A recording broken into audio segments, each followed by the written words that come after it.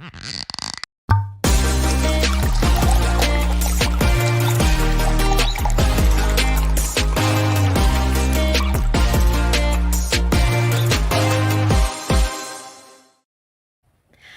and welcome to Uncork PA today. I'm your host, Missy Wilson, a second generation winery owner at Sutter Ridge Vineyards in Kutztown, PA, and have loved being part of the Pennsylvania wine scene for almost 20 years now.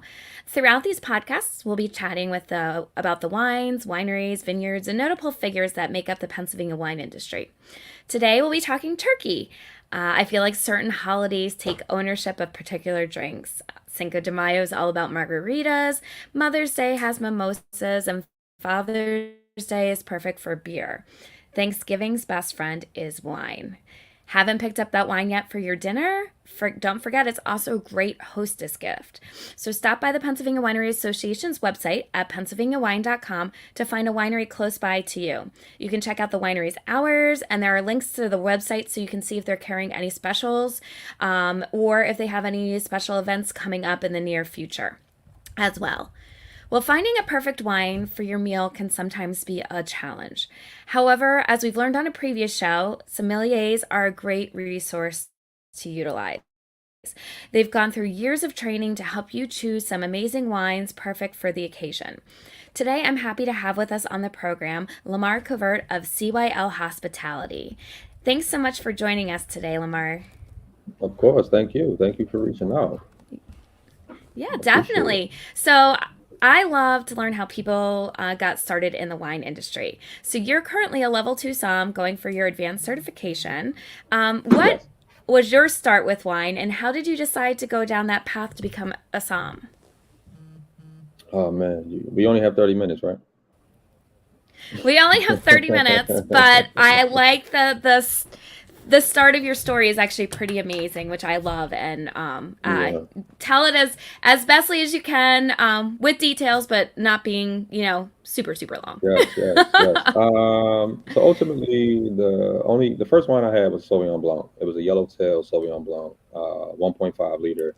I drank it with everything possible. I didn't know any other wines at that point. So back in 2008, I was on a date, and again, where I come from, we don't. There's not a lot of wine in our areas where I come from, like inner city. I grew up in the middle of North Philadelphia. Um, so it's just billboards of like spirits, hard liquor, right? No wine in the household. And I saw a guy on a date sitting across from me, another African American guy, and he had a glass of red wine. He had a suit on. He was well tailored. He looked good, but he was on a date with two women as well. So I kind of figured if I had that glass of red wine, I could like get a date with two women. Um, so ultimately, I asked the waiter what he was drinking. He told me it was a Merlot. I ordered a Merlot. At that point, I pretty much stopped drinking white wine. Like I just went down like a wormhole of just research of just Merlot. Sales associates at the Wine and Spirits, they introduced me to Cabernet Sauvignon at that point, and over the years, that's all I drank, and I just began to like look it up, research it, and I think I want to say probably like early 2010, maybe like 11, 12, something like that. I was in New York, and I went to a small wine shop, and the guy asked me, what I was looking for, and I just told him like, hey, I drink Merlot, I drink Cabernet Sauvignon, and he said, well, I have a suggestion for you. How much you want to spend. And at that time, I was on a date as well, and I thought like if I spent $50, it would give me like a better bottle of wine. And I said, listen, I have $50, and he gave me a bottle of Bordeaux, and pretty much blew my mind. Changed my whole perspective of wine. The two wines that I love, Merlot and Cabernet, you give me a bottle of it. It's a blend. And the whole way back home from New York back to Philly, I pretty much just like researched Bordeaux. But at that point, I began to realize that I can learn about a, a place, this outside world that at that time I never thought that I would even see. I never thought that I would go to France, growing up.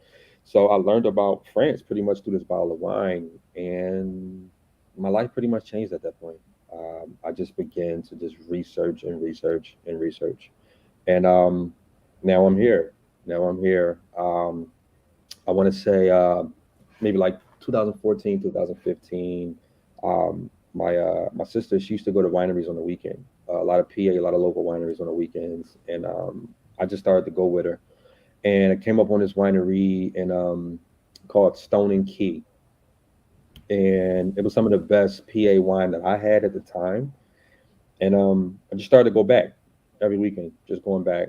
They would have like appetizers out. They would let you, try wines, taste wines, and I built a relationship with the two winemakers at the time, Matt Check and Brian Crew, and you know, the conversation got to a point where they begin to just ask questions like, "Hey, man, like, you seem like you're really interested in this. How do you know so much about wine?" And I just told him like it was just natural passion. I just really enjoy it. I like learning. Right, I have like a deep thirst for knowledge for the things that I'm really passionate about. And I don't know exactly which of them it was at the time, but one of them pulled me to the side and they said, "Listen," and it was a very like blunt conversation. Um, he said, "Listen, if you really want to be respected in this industry, you need to get the paperwork to back you up." Um, and he let it be clear. He said, "A lot of us, that's a lot of middle age, it's white men." He said, "Now, if you have a conversation with this 60-year-old white man and you start talking to him about this wine, he's going to write you off, or, he's not going to want to hear what you're saying." He said, "So, my advice to you is, go get the paperwork." And at that time, my sister, she was actually taking online classes. So it was kind of just coming from both ends. So I signed up. I signed up for school. That was April 2021, and I obtained my level two. Well, level two, which is technically a certified som. I obtained my certified som, and I'm still in school right now. I start back in January for my Italy advanced class, and once I pass my six advanced classes, I have my advanced diploma. Yep. That's amazing. So between so let's do this whole time frame, right? So when did you go to that restaurant and try your first wine again? That was around 2008.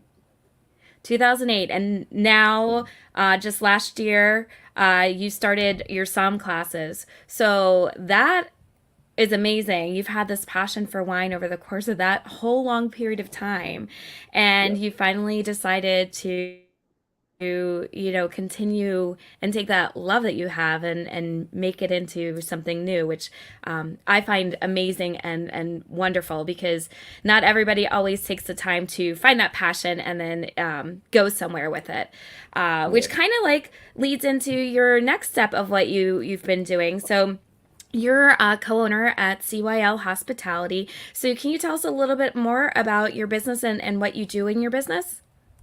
Yeah. So my partner and I, Kurt, we have a hospitality group. Right now, it's mainly catering. We've done catering for a couple years now, just like word of mouth. We both come from the same background as far as like promotion. So we both come from nightlife. I started in nightclubs, promoting nightclubs, renting out my own venues, throwing my own parties. So we came into it with like a built-in audience of people who we already knew.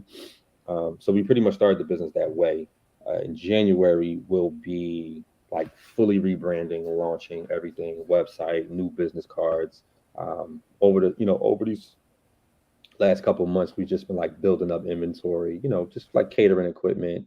So when it's time to hit the ground, we can like hit the ground running. But yeah, it's always been a passion of mine. Kurt is a chef, but I've always had a passion to like work in restaurants and work in like hotels. Hospitality has always been a thing for me.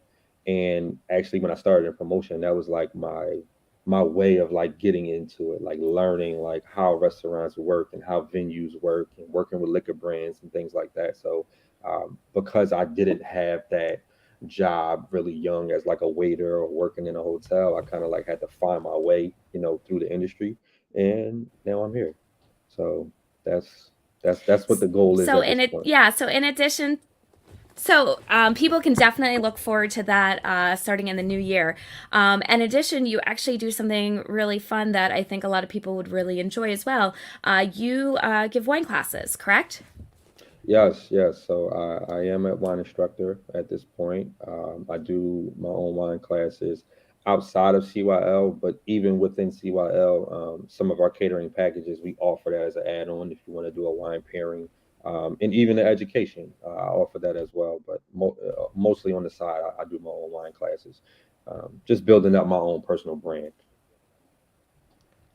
So, okay, so if taking the advanced som classes and running your Yes. own business and doing wine education is not enough, you've actually been working on a fun project for the past couple months this year. Can you tell us a little bit more about that?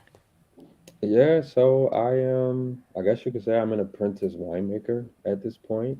I have been assisting two different wineries, one being Mural City here in Fishtown, Pennsylvania, in Philadelphia, and another Cellar Beast, which is in Andreas, PA.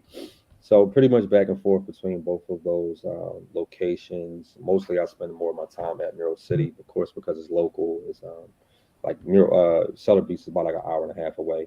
So I've just been assisting those guys on their selections, their upcoming selections, like launching in the spring.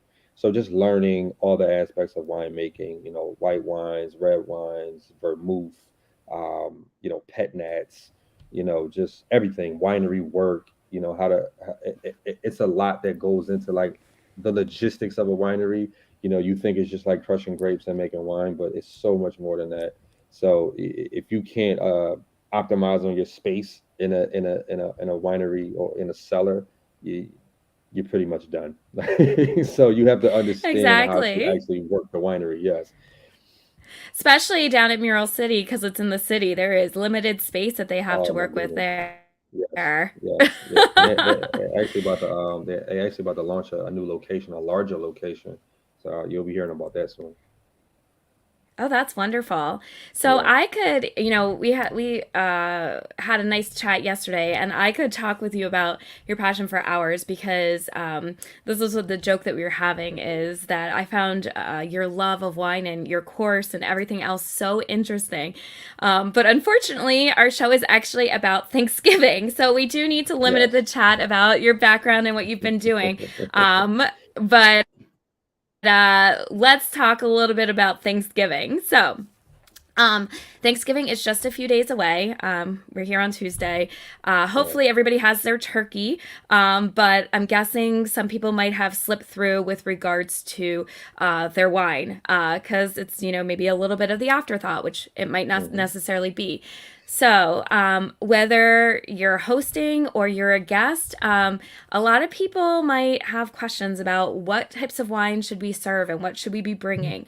So Lamar is actually in that great position because he's got the Somm. He is the co-owner of a catering company. He's learning how to make wine, so he's kind of sees everything for the full perspective that not everybody has. That great perspective of. So when we talk Thanksgiving, we usually talk for most people, it's not just a quick in and out meal. You have several hours, several courses, spending with your family and friends. So, usually, a lot of times, people actually will start with the appetizers, especially if they're waiting for various guests to arrive and things like that. So, if you were going to have a Thanksgiving dinner and you were going to put out some appetizers, if people haven't thought this far ahead yet, what are some great ideas for them to have sitting out as people kind of arrive for the dinner? So one thing that I've been doing, at least this past year, it is this. It's like a puff pastry, and it's brie and honey and asparagus, and it's like charred Oh, asparagus. It's amazing. It's amazing. that sounds really good. I've seen the recipe. I definitely seen the recipe. Um, but it's been a hit. It's been a hit, and I definitely want to do it again this year. Um, I'm a hard cheese person, so like farmhouse, like aged cheddar, Parmesan. I like cheeses like that. Um, I don't know. When I think of Thanksgiving, it's like I just want to eat. I'm ready to eat the meal. I'm not even, you don't even think about the apps. It's just like you're ready for the meal. You kind of like save yourself until it's time to eat dinner. But I definitely would do like charcuterie board, cheese board, something light, because you don't want to fill yourself up before you get to eat all the stuff that you've been waiting for all week to eat. But yeah, that puff pastry has like been a big thing. It was a big thing last year, so I'm definitely gonna do it again this year. Yeah.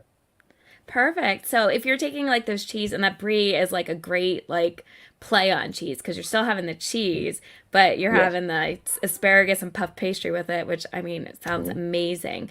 So what types of wines would you have available for people with to enjoy like when you if you have that charcuterie board out? So if you have like a selection of meats and cheeses, what's a great option for Mhm. people to, some varietals that'll be great to kind of pair with that type of food? So I think the easiest route to go, right, if it's just like you don't want to think too hard about it, rosé sparkling, right? You go rosé sparkling. I think because well, one thing about cheese, it can become like overpowering after a while after you eat enough of it. So you want to cleanse your palate. So you need that acid, that carbonation from the sparkling to kind of like cleanse your palate, get you ready for the next bite. But because it's a rosé, because it had that red grape influence, it still has a little bit of body to it, as opposed to like a Blanc de Blanc being like too acidic. And like rosé, I think in rosé you can drink rosé throughout the whole meal. To be honest, it can like blanket the whole meal and just keep it easy. Don't make the decision too complex. But I would do rosé sparkling. I would do like an unoaked Chardonnay. Still gives you a little bit of acid, but still a little bit of body as well. Um, I would even do a Riesling. I would do a Riesling. I think Riesling pairs well with a lot of dishes that will be on the table. From appetizer to the dessert. So I would go with those three. I think those three would be good options. Yeah. Perfect. So, if you had a suggestion for a place for people to stop within Pennsylvania and pick up one of Mhm. those kind of styles of wine, what would be one suggestion that you could have? So I would go to the home team. I would go to Cellar Beast, and they have a rosé Cabernet Franc.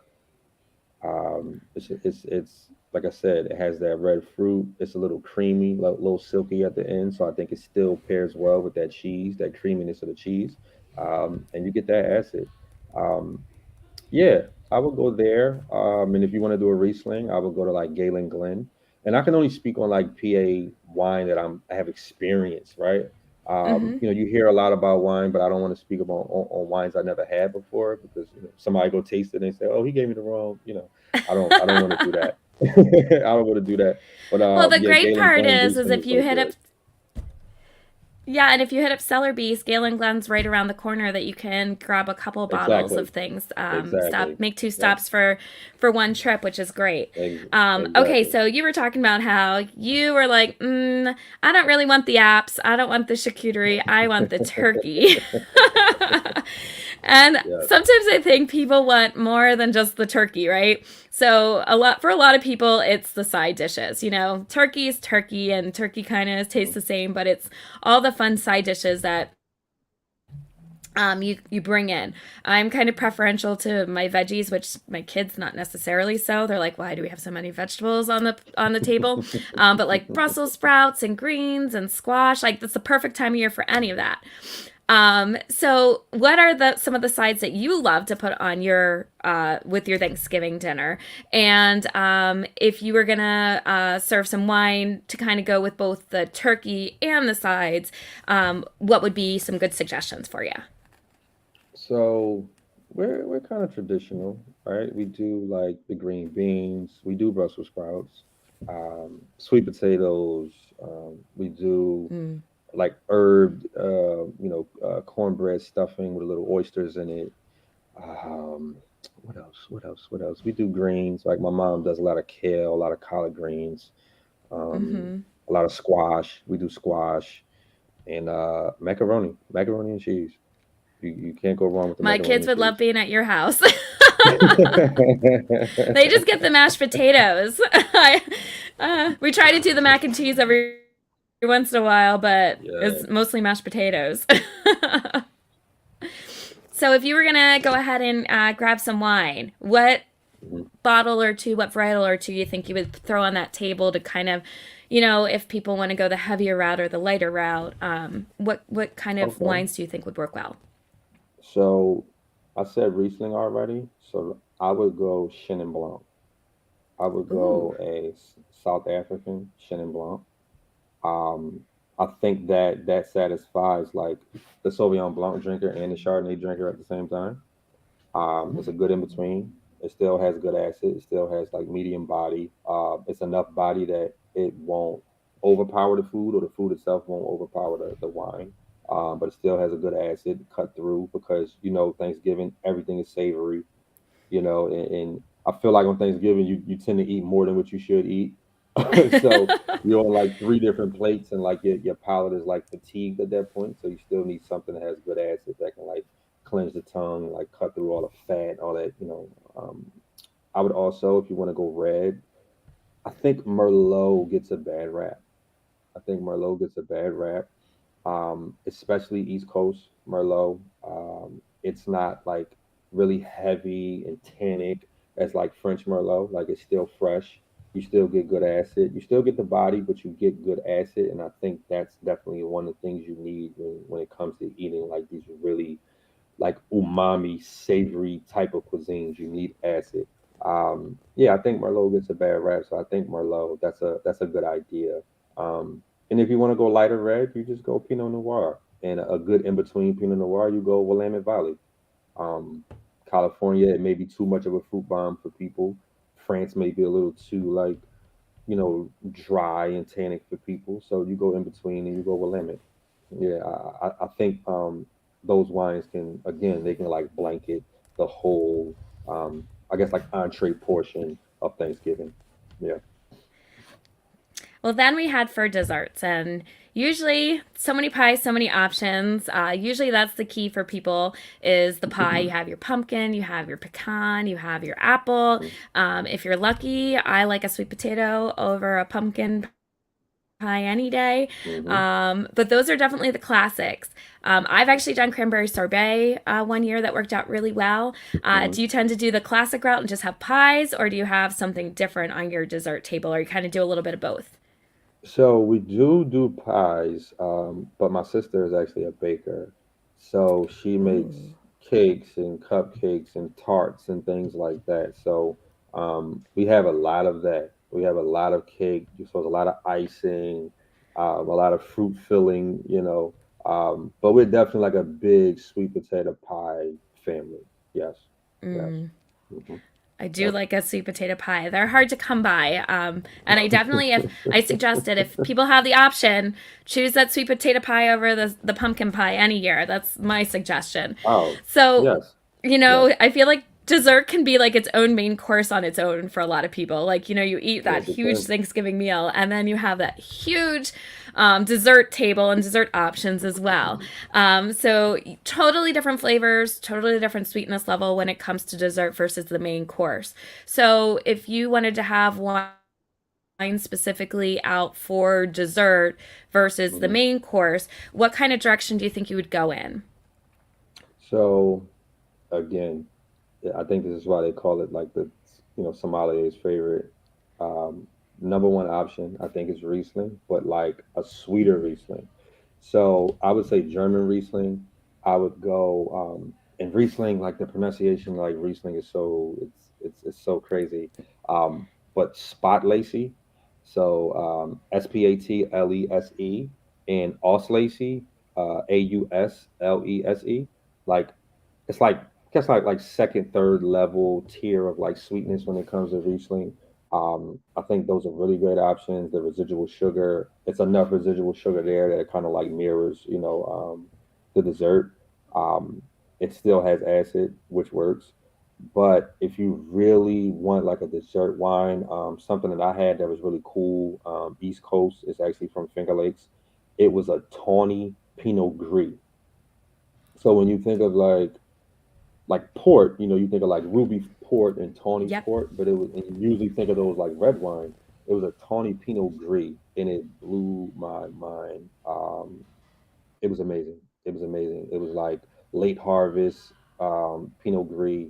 Um, yeah, yeah. It's even hard to explain. Like but the alcohol level is there, the sweetness is there, so it can get overpowering.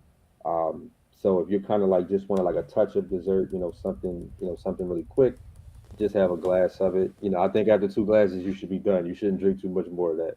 But it was really good. It was really good, and I think it would complement like any sweet at the end of the night. Yeah, yeah, So Thanksgiving is like generally families and friends, not necessarily just on Thanksgiving Day, but people coming in from out of town or hanging out. It's a long weekend, so you kind of have Friday, Saturday, Sunday. mhm, So, say you're hanging out with friends over a longer period of time.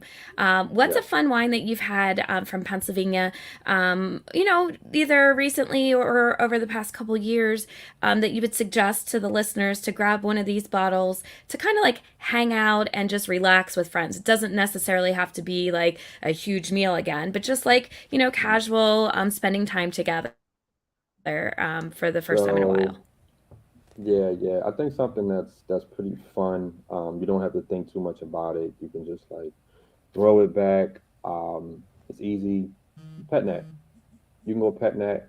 And I think Mural City. I think especially locally, they're doing pet nat really well right now. Um, So, can Everybody you likes explain to sparkling. people? Yeah, so explain a little bit about what PetNat is. So it's basically it's Pétillant Naturel. It's kind of what they would call like the ancestral method of how they made sparkling, and they pretty much just allow the carbonation to happen in the bottle. It doesn't go through a second fermentation. Um, which when you drink champagne, like that carbonation is like really really high, like high pressure. It's not as high, the bubbles aren't as tight, they're a little more loose. You get a little more fruit, it's a little more aromatic. It's fun. And I think for the price point, you buy a couple of them, you kick back with friends, and it's easy. You don't have to think about it. Like, it's not even the type of wine that you sit back and like analyze as a psalm, like, hey, what does this smell like, what does it taste like? No, you just drink it. Yeah. Which is perfect because I feel like, after such like a so much time, spent on like Thanksgiving and planning the perfect meal, sometimes you just need that like relax and hang out and just spend some downtime without overthinking anything. So Hmm. you said that Mural City has some pet nat on hand. Yes, yes. I think that's like their best seller at this point. Yeah, yeah. And And you what can grape are they using for their pet nat? so PetNat right now, I want to say I think it's a Vidal Blanc. I'm not really sure. I wasn't a part of the process when they made it. But if you Uh-huh. go on the website, you can definitely see like the grapes that they have. Like they have everything on their website. You can see all the grapes they use. Yeah. Perfect. So it was a lot of fun actually talking and getting to know you better. I love the passion that you have for wine, and I definitely recommend contacting Lamar if you're interested in doing a private wine class, learning a little bit more about wines, or just trying some new and fun types of wines. So, what's the best way for people to get in touch with you if they want to be interested in your wine classes, get some more information in the new year about doing some catering, or a little bit of both? Yeah, so all of my information is actually on my Instagram and also my LinkedIn. So my LinkedIn would be, my name, Lamar, Lamar, Covert, Covert. My Instagram is MAR_CYL. So when you click the email on my Instagram, it goes, directly, it's like my business email. My website will be launching in January, but right now I just filled everything through LinkedIn on my Instagram. Yeah. Perfect. So, are there any other fun little tips you want to leave us for people, either just about wine in general, wine for Thanksgiving, or, just something fun? As a psalm, I think sometimes you can get so caught up in, telling people like the right thing to drink or how to drink it. Um, I think people should drink what they want to drink, right? Drink what you want to drink what you like. Even when it comes to pairing, right? Um, Over time, you'll see the difference between pairing wine and food. But if, like me, when I first started, if all you had was Sauvignon Blanc, drink that, right? Drink that wine that you know. But I would also say, just start trying things. Like try new grapes you never heard before. We hear so much of the same grape: Cabernet Sauvignon, Merlot, Sauvignon Blanc, right? Pinot Grigio, Riesling. Try something different. Open your palate. You'll see that some of those grapes even taste like some of those noble grapes that you know. And just try different places, right? Go to South Africa, go to Argentina, go to Australia.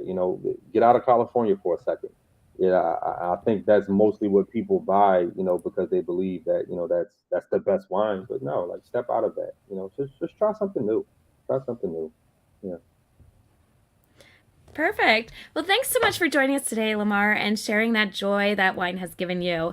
If you love and are interested in wine, just like Lamar, I definitely recommend looking into some classes, just like he did, and take that love to the next level. So have a great Yeah. Thanksgiving, and thanks so much for joining us.